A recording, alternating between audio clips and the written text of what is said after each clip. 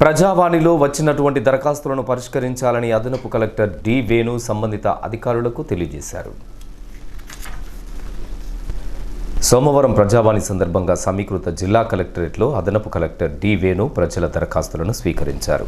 మంత్రి పట్టణానికి చెందిన ఏ శంకర్ గౌడ్, మంతని గీతా పారిశ్రామిక సహకార సంఘం పరిధిలోని కె శంకర్ గౌడ్ అనుమతి లేకుండా ఈత తాటి చెట్లను గీస్తున్నారని ఇతనిపై ఫిర్యాదు చేసినప్పటికీ సిఐ అధికారి ఎటువంటి చర్యలు తీసుకోలేదని, సంబంధిత అధికారిపై విచారణ చేసి తగు చర్యలు తీసుకోవాలని, గీత కార్మికులకు న్యాయం చేయాలని కోరుతూ దరఖాస్తు చేసుకోగా జిల్లా ఆబ్కారీ శాఖ అధికారి రాస్తూ అవసరమైన చర్యలు తీసుకోవాలని అదనపు కలెక్టర్ తెలియజేశారు.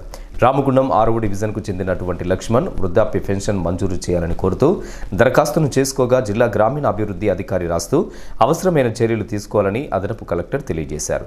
ధర్మారం మండలం కొత్తపల్లి గ్రామానికి చెందినటువంటి బి సంతోష్ నాయక్ తనకు కార్పొరేషన్ ద్వారా టీ స్టాల్ మంజూరు చేస్తూ ఉత్తర్వులు జారీ చేశారని, తన యందు దయతలిచి దానికి సంబంధించినటువంటి డబ్బులు త్వరగా వచ్చేటట్లు చేయాలని దరఖాస్తు చేసుకోగా జిల్లా గిరిజన అభివృద్ధి అధికారికి రాస్తూ విచారించి వెంటనే చర్యలు చేపట్టాలని అదనపు కలెక్టర్ పేర్కొన్నారు.